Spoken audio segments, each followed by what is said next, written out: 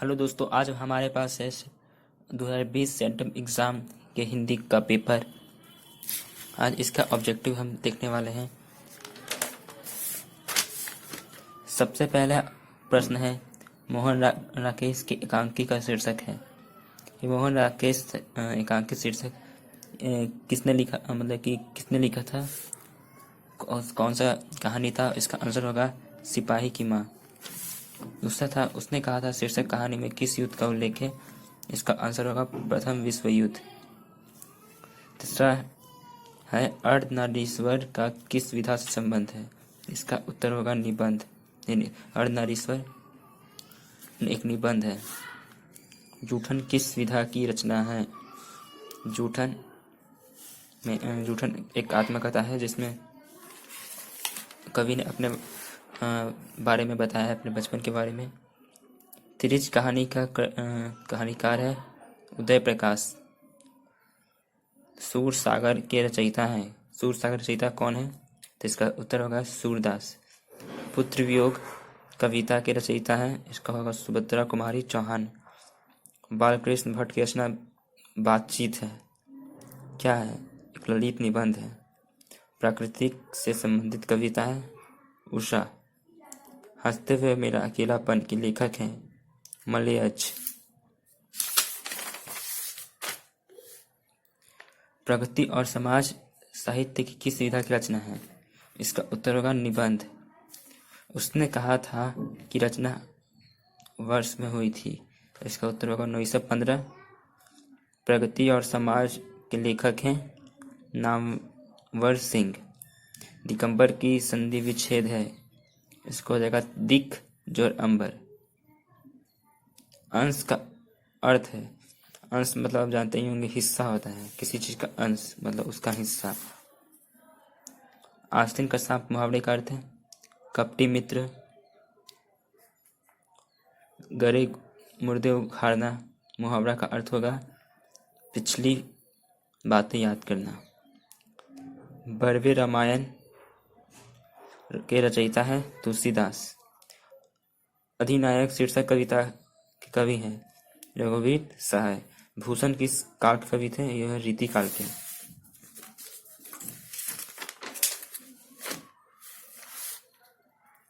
ज्ञानेंद्र पति की कविता है गांव का घर। जयशंकर प्रसाद किस वाद के कवि थे? इसका उत्तर होगा छायावाद। पुत्र योग किस प्रकार की कविता है? इसका उत्तर होगा पुत्र वियोग। इसका उत्तर आप कमेंट करके बताइएगा। उषा कविता के कवि हैं राम समेश्वर बहादुर सिंह। अकाल शब्द का विलोम होगा कौन सा? सुकाल। पूजा शब्द का विशेषण पूज्य। तलवार शब्द का प्रयुक्त शब्द है करवाल। ब्राह्मण शब्द का प्रयुक्त शब्द है अग्र जन्मा। आगे बोला जा रहा है नूतन शब्द का विलोम है, तो इसका आंसर होगा पुरातन। कीर्ति शब्द का विलोम है अपकीर्ति। अन्य शब्द का प्रयासी शब्द होगा विपिन। आप शब्द कौन सा सर्वनाम है? आप है पुरुषवाचक सर्वनाम। चराचर की संधि विच्छेद होगी चर प्लस आचर। पर मौजस्वी का संधि विच्छेद है परम जोर ओजस्वी। अन्वेषण कौन सी संधि है? यन संधि।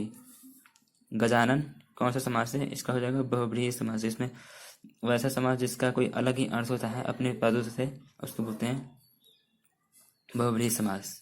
तो इसमें होता है गजानन एक बहुब्रीहि समास है।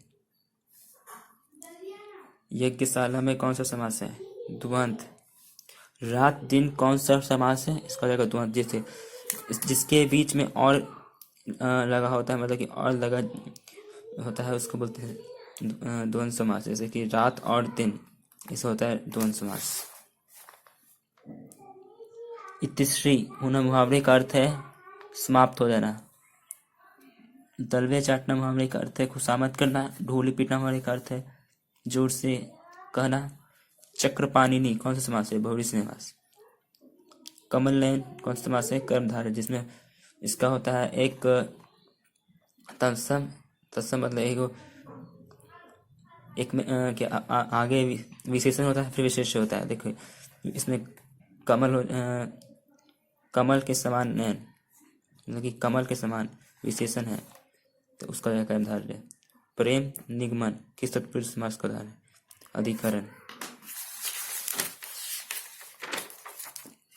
आगे बोला जा रहा है कि जगन्नाथ का संधि विच्छेद करिए। देखो हो जाएगा जगत प्लस नाथ। देखिए त में हलंत है, आधा न होता पहले होता है, इसलिए जगदीश का संधि विच्छेद होगा। जगत जो इस उसी तरह पवित्र हो जाएगा। पौ जो इत्र, उच्छ्वास का हो जाएगा उज्ज्वल श्वास। इसमें है वांग्मय के संधि विच्छेद होगा, तो वाक जोड़ में उत्कर्ष का विलोम हो जाएगा अपकर्ष। नयन का संधि विच्छेद है, ने प्लस अन। पुत्र का प्राचीन शब्द हो जाएगा बेटा। पत्थर का प्राचीन शब्द हो जाएगा पाषाण। नर का विपरीत शब्द हो जाएगा नारी। विष पुरुष की स्त्री मर गई उसको क्या कहते हैं, इसका उत्तर होगा विधुर। आगे कहा जा रहा है कान देना मुहावरे का अर्थ है ध्यान देना। हृदय का विशेषण हो जाएगा हृदय का, इसका कोई विशेषण, इसका जगह में से कोई नहीं। महाशय की संधि विच्छेद है, महाजन आशय। बैठक में कौन सा प्रत्यय है, इसका उत्तर हो जाएगा अक। लंबोदर कौन सा समास है, तो इसका उत्तर हो जाएगा बहुव्रीहि। देखिए सारा ऑब्जेक्टिव हो गया है। अब सब्जेक्टिव का ही पेपर आपको दिखा देते हैं इसमें क्या क्या आने वाला है। इसमें पहले सबसे पहले तो 8 नंबर का आएगा। इसमें से कोई भी आप लिख सकते हैं। राष्ट्रीय एकता, दुर्गा पूजा, आतंकवाद, समाज रक्षण, पर्यावरण, मोबाइल का महत्व। इसमें से कोई भी आप एक निबंध लिख दीजिएगा किसी पर भी। दूसरा है क्वेश्चन देख सकते हैं आप निम्नलिखित में से 2 अवतरणों का सब प्रसंग व्याख्या करें। 2 को इसमें व्याख्या करने के लिए दे रहा है। तीसरा बोल रहा है अपने पिता के पास एक पत्र लिखना है जिसमें अपने जीवन के लक्ष्य के बारे में जानकारी देना है। अथवा आप एक प्रधानाचार्य के पास पुस्तकालय में हिंदी की पत्रिकाएं उपलब्ध हेतु पत्र लिख सकते हैं। इसमें 5 प्रश्न के उत्तर देने हैं, 10 दिए हुए हैं। आगे है निम्नलिखित प्रश्न में से 3 के उत्तर देने हैं। ये 5 नंबर का एक प्रश्न है, एक 3 कोई आंसर देना है इसमें से। आगे है संक्षेपण करना है। लास्ट वही है संक्षेपण करने का, आगे वाला बस इतना ही था। आशा करता हूँ कि आपको वीडियो पसंद आएगा। अगर वीडियो आपको पसंद आए तो प्लीज़ चैनल को सब्सक्राइब कर दीजिएगा, लाइक कर दीजिएगा और मन हो तो दोस्तों में शेयर भी कर दीजिएगा।